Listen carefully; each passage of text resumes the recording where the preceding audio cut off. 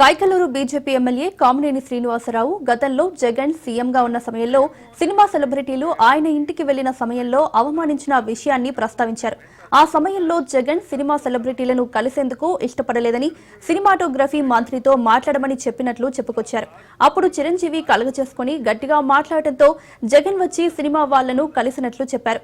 ఈ విషయంపై అభ్యంతరం వ్యక్తం చేశారు హిందూపురం ఎమ్మెల్యే నందమూరి బాలకృష్ణ. ఆయన గట్టిగా అడిగితే ఈయన వచ్చారా, అంత సీన్ లేదన్నట్లు మాట్లాడారు బాలయ్య.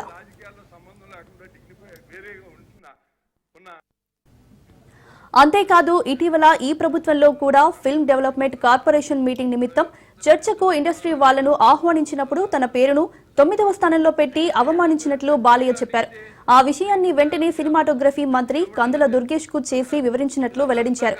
మర్యాద ఇవ్వరా ఏంటిదని బాలకృష్ణ ప్రశ్నించారు.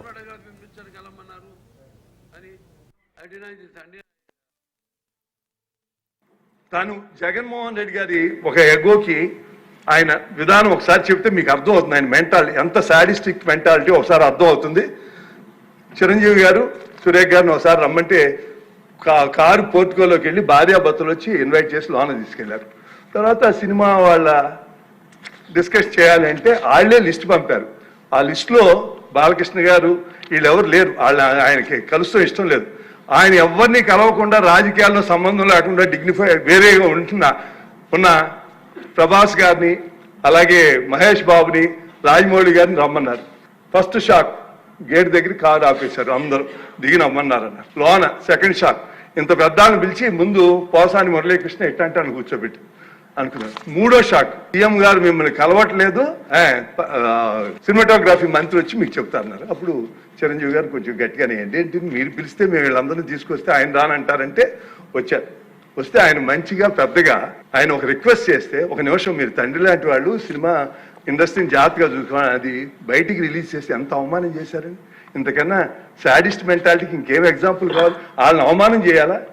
ఇందాక గౌరవ శాసనసభ్యులు కామినేని శ్రీనివాసరావు మాడుతూ అప్పుడు ఇండస్ట్రీ కలవడానికి వెళ్ళినప్పుడు సైకో గారిని చిరంజీవి గారు గట్టిగా అడిగితే అప్పుడు ఈయన వచ్చారంది అబద్ధం. గట్టిగా ఎవరు అడగలేదు.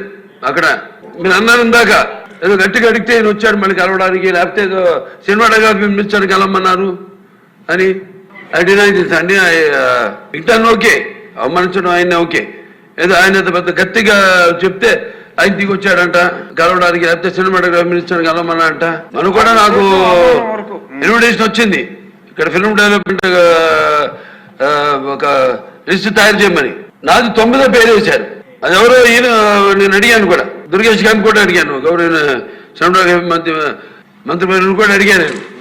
ఎవడో అడిగేసిందని respect human being even be opposition or us 9వ పేరు వేశారు.